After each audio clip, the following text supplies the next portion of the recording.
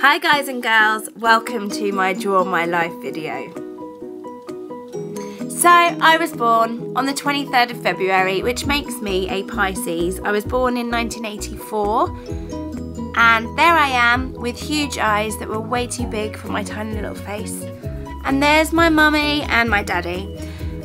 And I like to think that they did love each other at some stage, but the relationship didn't last too long and they split up when I was just a baby. They were both very young when they had me. So I lived with my mummy and we moved a lot. We lived in loads and loads and loads of different houses because for financial reasons we just weren't in very settled circumstances.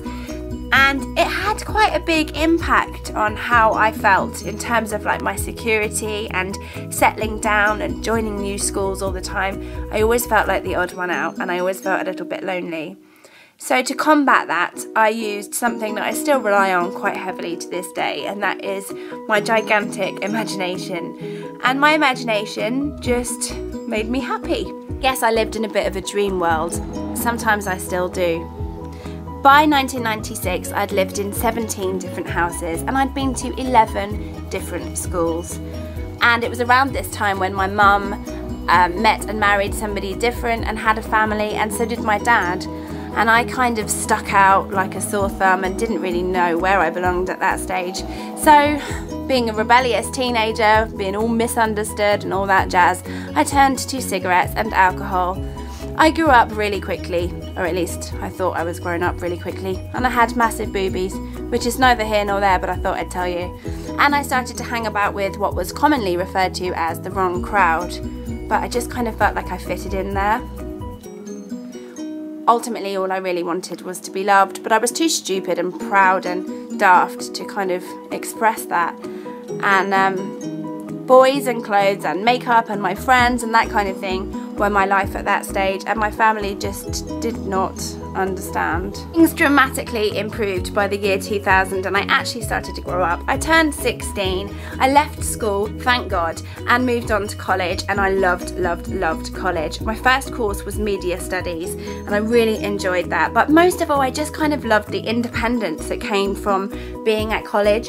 I took my driving lessons. My dad's a driving instructor, so he taught me to drive and I passed my test quite quickly, and this was the stage where I just kind of felt like an adult and I would go wherever I wanted to go, whenever I wanted to go, and I just had a really awesome time. I loved being 16, 17 years old. It was around this time when I got my first job. I was a waitress in a health spa. I wasn't a very good one. I once dropped an entire plate of dinner into somebody's handbag, which was horrific, but I made money, and mostly I made a really good friend. One of my best friends in the whole wide world. Her name is Katie, and we bonded over our love of Destiny's Child. Later that year I enrolled on a different course at different college actually altogether. I decided to follow another of my major passions, which was music. So I started studying rock and popular music, a BTEC national diploma. And it turned out that I was the only girl on the entire course. But not only was I the only girl, but all of the guys were completely different to me. They were all what is kind of known as alternative. So at first it was kind of scary, but it didn't take long before I made some amazing friends out of these guys, and they taught me so much. They taught me about the emo scene and the punk rock scene, but mostly they taught me never to judge a book by its cover. And we had so much fun. We played loads of music, we went to loads of gigs, and we just had a blast. And it was here on my course that I met Sam. And Sam was completely different to any other boyfriend that I'd ever had, but we had a romance nonetheless, and he became my boyfriend. In the summer of 2003, my friend Katie from the spa had been travelling around Australia, and I decided to spend my summer holidays from college travelling with her. So I flew out by myself with my backpack full of about 100 pairs of shoes, because you never know when you might need 100 pairs of shoes. And I flew out there and met Katie, and we had a wicked time. A really good adventure for a good couple of weeks in the sunshine. It was just wicked. Except I didn't feel very well. Started to feel a little bit icky.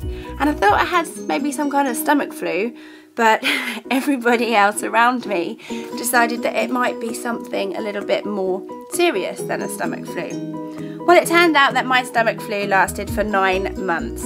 And yes, 9 months later, my life changed completely, forever. And this gorgeous little baby with these huge big blue eyes came into my world, and I became a mummy. My little girl, Lorelei Jasmine, was born on the 16th of February 2004, and she was due on my 20th birthday but came a week early. So I started my 20s as a mummy. And needless to say, I had to grow up pretty quickly after that. But I finished my course at college, and then in the summer of 2006, Sam and I decided that we should part and we should not be boyfriend and girlfriend anymore, but we should just be friends. So we decided to be just friends, and we are still very good friends now to this day, and he's an awesome daddy to Lorelei, and she's very lucky because mummy and daddy both have a good relationship with each other, even though we decided that we weren't going to be an actual official couple. Later I got myself a job in a pub, in a lovely little traditional English pub in Esher in Surrey. And I also became like a quiz mistress. I had my own little pub quiz on a Sunday night, which was wicked. And I quite enjoyed working in the pub. I loved all the people that would come in and the stories that people would share and stuff. But I also loved the fact that occasionally, very occasionally, somebody cute that was nice to look at would come in. So there was this one guy who used to come into the pub regularly because he worked right next door at Sandown Racecourse. And one day he said to me, "You look pretty in pink." And I thought that that was kind of weird, and maybe he was colourblind or something, because I was definitely wearing red that day. Despite this, I still thought he was gorgeous and fancied the pants off of him. And it wasn't long before we became an item. And we moved into the first place that we ever shared together pretty quickly. Jay's friend Maurizio was also moving in with us, and we also had my little girl Lorelei. And then one night we had a party, and Lorelei, fortunately, thank God, was not there. And it was a housewarming party, but we had some unwanted guests. And quickly the night turned into the most horrific night of our lives. The unwanted guests assaulted everybody at the party with paving slabs, smacking them around people's heads and stuff, and they basically destroyed our entire house and all of our possessions, and it was the scariest, most traumatic event ever. By the time that the police arrived, I found Jay out cold on the floor with a big pool of blood next to his head, and he'd taken quite a nasty blow to the head, and I seriously thought he was going to die. Thank God, he didn't die. And the whole kind of nightmare just continued for ages and ages, because there was DNA taken at the scene and it was treated very seriously, and the police said that they would charge these guys with attempted murder should they ever find them.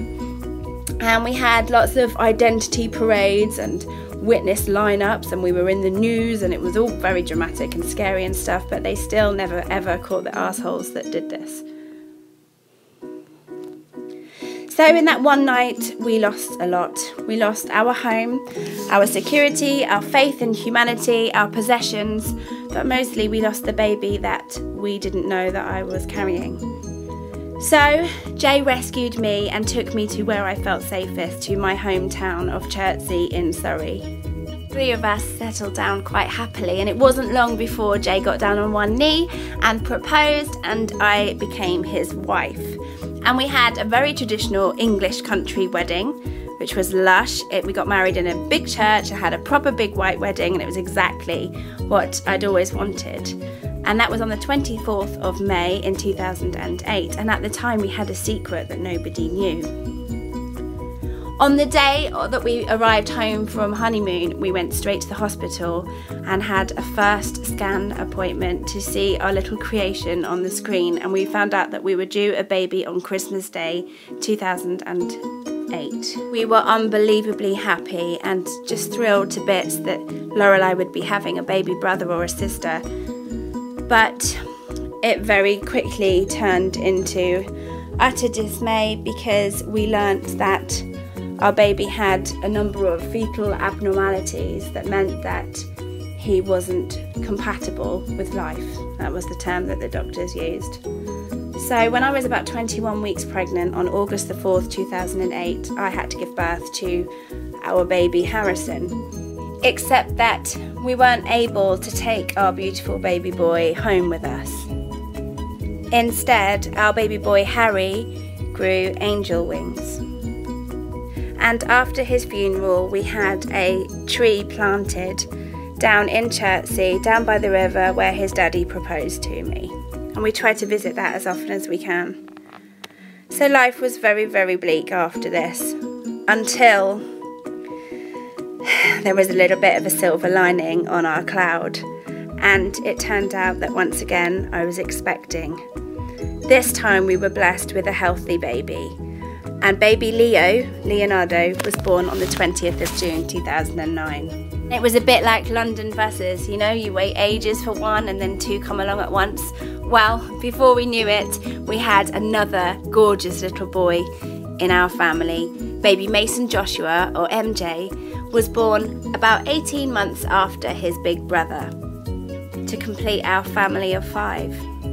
So ever since I was a little girl, I've always been big on communication and on sharing and telling stories and stuff, and I guess that's kind of how I coped with some of the darker things that we'd been through, was by writing a book and writing it down and writing articles and sharing it and stuff. When I was 28, I wasn't very happy with the way that I looked, and I'd kind of lost a lot of my self-esteem because even though I didn't have a baby in the oven, I still had a massive oven. And it made me really down. So I decided to do something about it. I joined Slimming World, I joined the gym, and I worked my arse off. Literally, practically anyway. And I also started a YouTube channel, which was where my whole passion and, you know, love for YouTube kind of developed in the first place. And once I'd lost my weight, I kind of suddenly gained this confidence that I hadn't even realised I was missing, and it just reignited, my passion for all things girly, I suppose, which is why I love making my YouTube videos, because it's kind of like my outlet and I just love it. So that's pretty much where I'm at right now. I have my home in the English countryside and I have a lovely little family, and that is kind of all I ever really wanted out of life. So this is my world. And yeah, obviously it's not over yet. I'm hoping I've still got a lot more to do, but I really enjoy my life and I've never felt more secure or more content or happier than I do right now. So yeah. It is all good in the hood. So thank you so much for watching my little video, and I hope you liked it. I love watching everybody else's, and I will catch you in my next video. Take care, guys. Bye.